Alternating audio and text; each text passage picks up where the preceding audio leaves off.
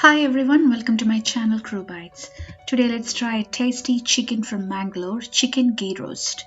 It's got a fiery red color and has a spicy and tangy flavor. Like the name says, this dish is prepared in ghee along with freshly ground flavorful and aromatic masala, which is the highlight of this recipe. No onions or tomatoes are required for this chicken dish and it can be prepared in no time. It's got a perfect balance of the flavors and tastes so delicious. I'm sure you'll love this recipe. So let's get started. So our first step is to marinate the chicken, and for this you need chicken cleaned and cut into small pieces and well drained. 1 kilo. You can use boneless or chicken with bones. Here I'm using boneless chicken.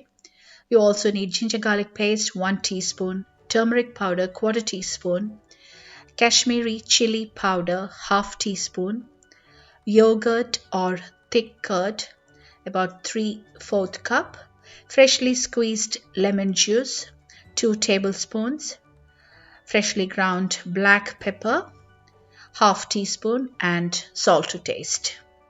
So to the chicken add turmeric powder 1/4 teaspoon along with Kashmiri chili powder half teaspoon, black pepper powder half teaspoon, ginger garlic paste 1 teaspoon, yogurt or thick curd 3/4 cup, freshly squeezed lemon juice 2 tablespoons, and salt to taste. Now mix all the ingredients well so that the chicken pieces are well coated with all these spices.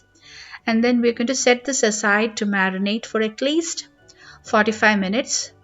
1 hour is ideal. So meanwhile the chicken is marinating, let's prepare the masala, and for this you need dry Kashmiri red chilies about 7 to 8, coriander seeds 2 tablespoons, cumin seeds half teaspoon, fennel seeds 1/4 teaspoon, fenugreek seeds a pinch, black peppercorns 3/4 teaspoon, 4 cloves, small garlic cloves about 10 to 12, tamarind pulp 2 tablespoons with seeds removed, jaggery powder 2.5 teaspoons.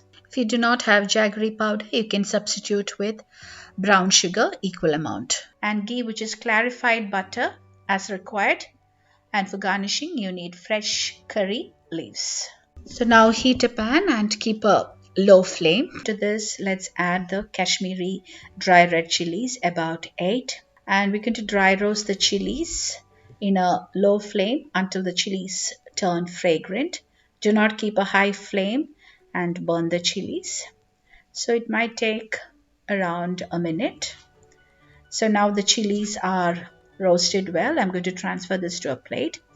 And now to the pan add about a teaspoon of ghee, which is clarified butter, and then let's add 2 tablespoons of coriander seeds along with fenugreek seeds a pinch, cumin seeds half teaspoon, black peppercorns about 3/4 to 1 teaspoon, fennel seeds 1/4 teaspoon, cloves about 3 to 4.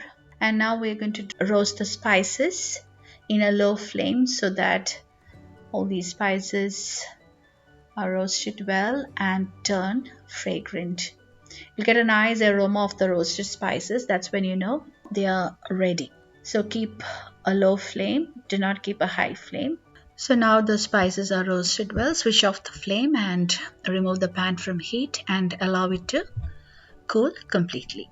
Once cooled, to the mixer add the roasted dry red chilies along with 10 to 12 cloves of garlic, the roasted spice mix, and tamarind pulp about 1 to 2 tablespoons. Remember to remove the seeds, and then grind to a smooth paste, adding water as required. So this is our ground masala. Now keep this aside. Now let's get to the main cooking part. So heat a large pan and add about 1 to 2 tablespoons of ghee, which is clarified butter. And once the pan is hot, let's add the marinated chicken to the hot pan and then give it a good stir. Keep the flame to medium high and let's cook the chicken on a high flame for about 2 to 3 minutes, and then we're going to keep it covered and cook in a medium high flame until the chicken is cooked well and the gravy is also reduced a bit. So do remember to stir in between. As you can see, the water from the chicken has come out and the chicken is also half cooked. So I'm going to keep it covered and then continue cooking until the chicken is completely done. Do not add any water, so please be mindful about that. Maybe another 2-3 minutes of cooking will be required. So now the chicken is cooked well, and as you can see, there's some gravy as well. So now I'm going to keep this uncovered and cook so that the gravy is also reduced a bit. Now the gravy is also reduced and the chicken is also well cooked. Now switch off the flame and just take out the chicken pieces and transfer to a bowl, and then the gravy too that is left behind, which has all the essence and juice from the chicken, transfer that as well to a bowl and then set aside. Now let's move on to our final stage of cooking. So to the same pan, add 2 to 3 tablespoons of ghee, and to this let's add the ground masala which we had kept aside earlier, and then we're going to saute the masala in ghee, also adding in a handful of fresh curry leaves, and keep a low flame and then cook the masala well until it's well cooked and you'll see the ghee floating on top of the masala, and the color also will change a bit. It will slightly deepen. That's when the masala is cooked well. So do not keep a high flame, keep a low flame.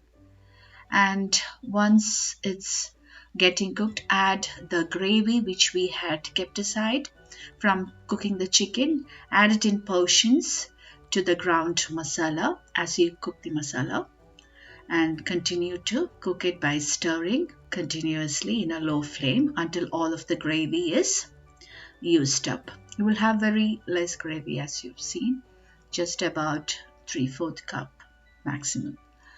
So now I've finished adding the gravy as well. I'm just continued cooking so that it's slightly reduced as well, and the masala will have all the flavors from the chicken marinade.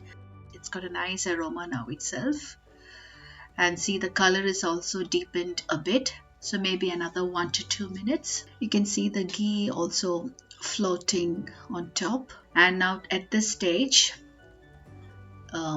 let's add the chicken pieces which we had kept aside earlier, and now mix the chicken with the masala so that the chicken pieces are well coated with this flavorful masala. It's got a beautiful deep red color from the Kashmiri chilies used. Also adding in 2.5 teaspoons of jaggery powder. If you do not have jaggery powder, you can substitute with brown sugar, the same amount, and give a good mix. Adding jaggery powder, gives this dish a perfect balance of spiciness and sweetness. So don't think that this dish is going to be very sweet. It's definitely on the spicy side. Also check the seasoning and add salt as required, and continue to roast the chicken until it's almost dry and coated with a thick layer of masala. As you can see, the chicken pieces are well coated in the masala. Maybe another 2 minutes more.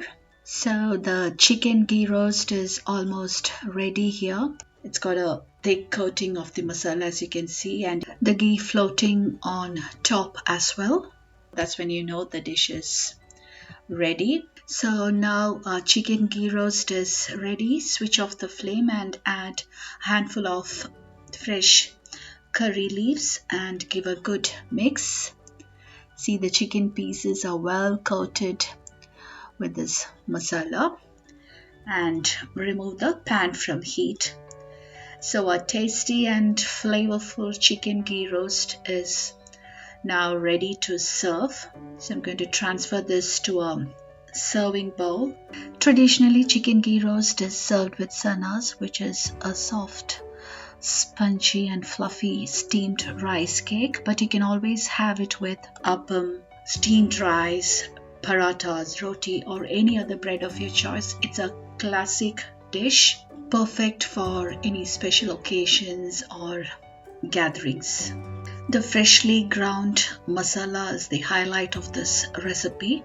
So please try out this tasty chicken ghee roast. You will definitely love it. I hope you all enjoyed today's video. Also, if you haven't subscribed to my channel yet, please subscribe, like and share. New videos are uploaded every Tuesday and Friday. Until then, goodbye.